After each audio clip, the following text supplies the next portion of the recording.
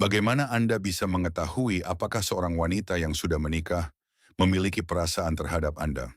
Pertanyaan ini tampak sederhana di permukaan, tetapi sebenarnya bergantung pada pemahaman yang sangat mendalam tentang perilaku manusia, bahasa tubuh, dan interaksi nonverbal yang terjadi selama komunikasi sehari-hari.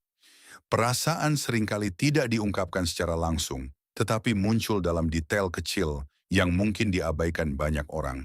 Hal ini membutuhkan pengamatan yang cermat dan kesadaran yang tajam terhadap sinyal yang mungkin diberikannya dalam berbagai situasi.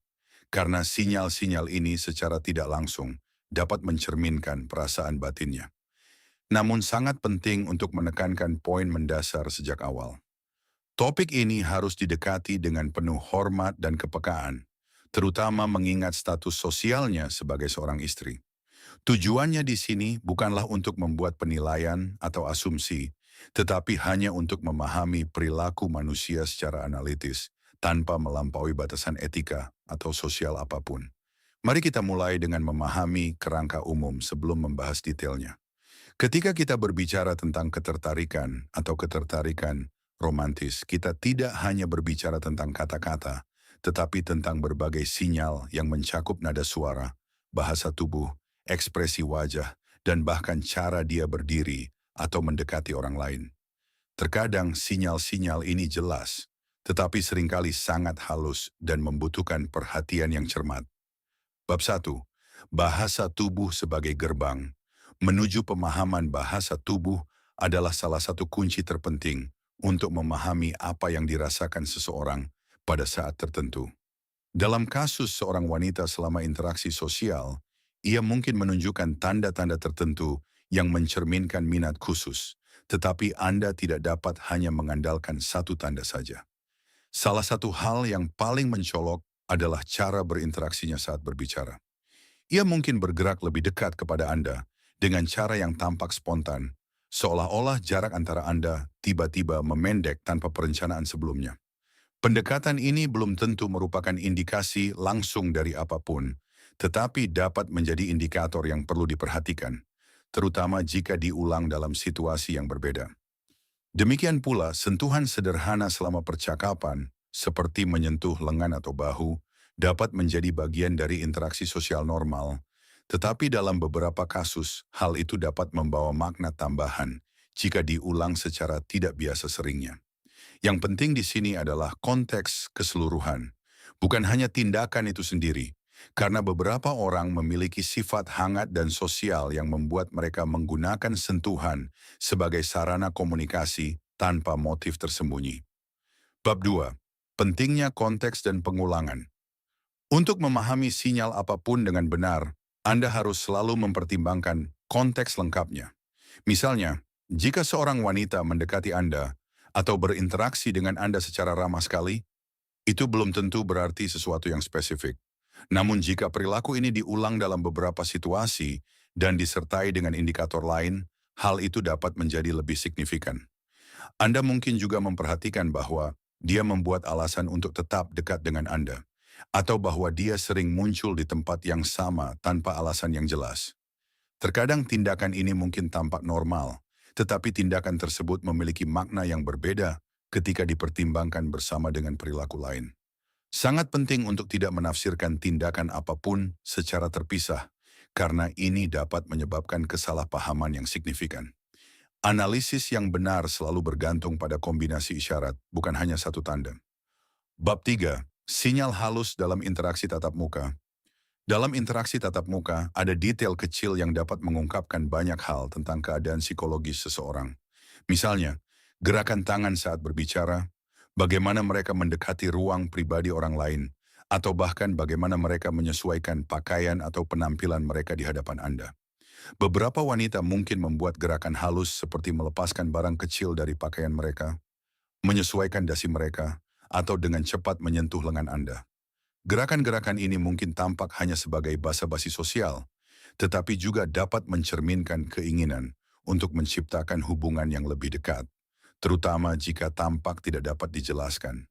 Namun perlu ditekankan kembali bahwa perilaku ini bukanlah bukti yang meyakinkan, karena banyak orang bertindak seperti ini secara alami tanpa niat khusus. Oleh karena itu, faktor terpenting tetaplah frekuensi dan konsistensi beberapa sinyal. Bab 4. Sinyal wajah nonverbal, ekspresi wajah, khususnya mata, bibir, dan alis, termasuk di antara area tubuh yang paling mengungkapkan.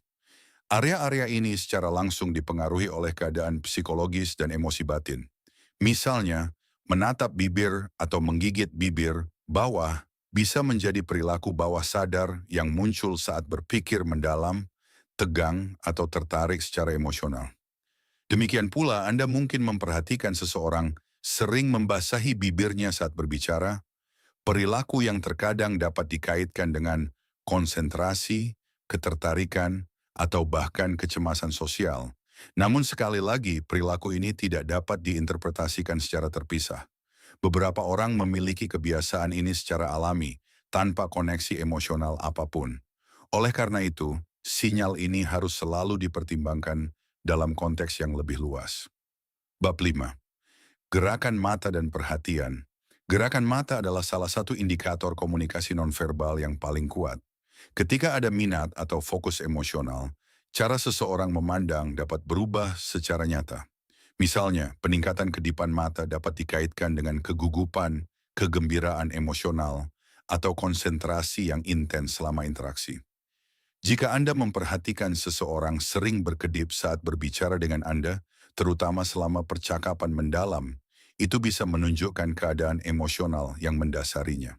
Namun ini saja tidak cukup sebagai bukti karena dapat terkait dengan faktor lain seperti kelelahan, bentuk mata, atau kebiasaan pribadi. Yang lebih penting adalah arah pandangan itu sendiri. Jika terjadi kontak mata yang intens dan berkelanjutan, dengan perhatian tetap terfokus pada Anda tanpa gangguan yang terlihat, hal itu dapat mengindikasikan minat khusus pada percakapan atau orang lain. Bab 6.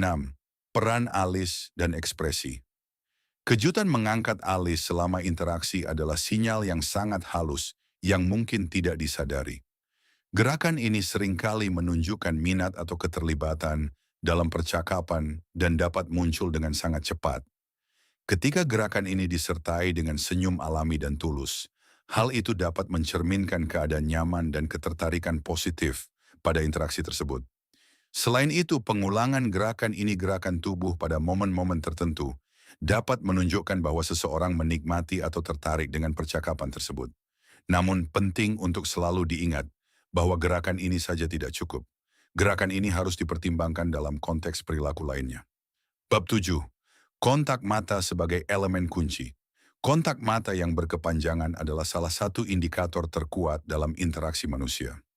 Ketika seseorang mempertahankan kontak mata dengan Anda lebih lama dari biasanya, hal itu mungkin mencerminkan minat khusus atau fokus emosional. Tetapi sangat penting untuk tidak menafsirkan hal-hal secara berlebihan. Karena beberapa orang secara alami memiliki gaya sosial yang kuat yang bergantung pada kontak mata. Oleh karena itu, konteks keseluruhan harus selalu dipertimbangkan, bukan hanya tatapan itu sendiri.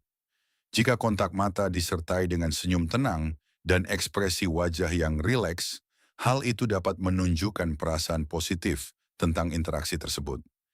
Jika disertai dengan ketegangan atau ketidaknyamanan, hal itu dapat memiliki arti yang sama sekali berbeda. Bab 8.